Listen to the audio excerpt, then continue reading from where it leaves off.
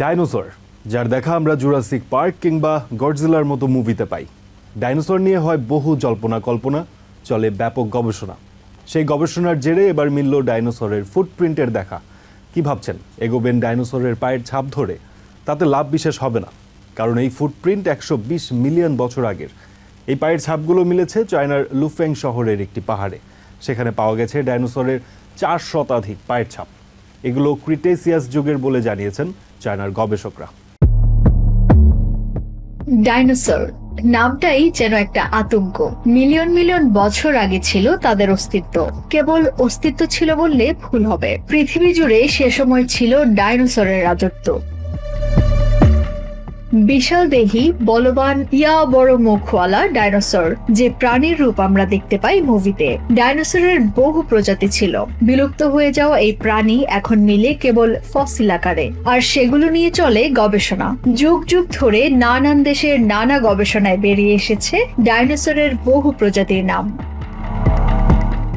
সম্প্রতি চায়নায় মিলেছে ডাইনোসরের শত শত পায়ের ছাপ। দেশটির ইউনান প্রদেশের লুফেং শহরের কংলংসাং টাউন, যা ডাইনোসরের পর্বত নামে পরিচিত। এই পর্বত ডাইনোসরের জীবাশ্মের একটি কেন্দ্র হয়ে দাঁড়িয়েছে। সেখানেই মিলেছে পায়ের ছাপগুলো। প্রথমে স্থানীয় দুজন গ্রামবাসীর নজরে পড়ে এই ছাপগুলো। ভেড়া চড়াতে যাওয়ার সময় ডাইনোসরের পায়ের ছাপে হোঁচট খেয়ে পড়ে যায় একজন। ভালোভাবে লক্ষ্য করার পর তারা দেখতে পায় 20 থেকে 30টি বড় বড় গর্ত। বিষয়টি বুঝতে পেরে তারা লুফেং মিউনিসিপাল ন্যাচারাল রিসোর্সেস ব্যুরোকে জানায়। শুরু হয় গবেষণা। দিন গড়াচ্ছে, চলছে গবেষণা। সেই সঙ্গে বেড়ে চলেছে এই পায়ের ছাপের সংখ্যা। এই পর্যন্ত ডাইনোসরের 400-রও বেশি পায়ের ছাপ মিলেছে। সেখানে শিলাস্তর পরীক্ষা করে জানা গেছে ছাপগুলো প্রায় 120 মিলিয়ন বছরের পুরনো ক্রিটেসিয়াস যুগের। ডাইনোসর ফসিল প্রোটেকশন ও গবেষণা কেন্দ্রের প্রধান ওয়াং তাও জানান, ছাপগুলোকে তারা 3 শ্রেণীতে ভাগ করেছেন। এগুলোর কিছু টি-রেক্সের, আবার কোনটি স্টেগোসর প্রজাতির ডাইনোসরের।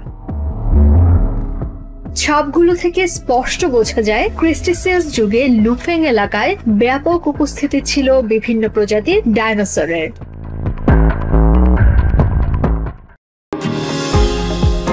নিউ ইয়র্ক থেকে সম্প্রচারিত TVN 24 টেলিভিশন, বিশ্বজুড়ে বাঙালির কণ্ঠস্বর।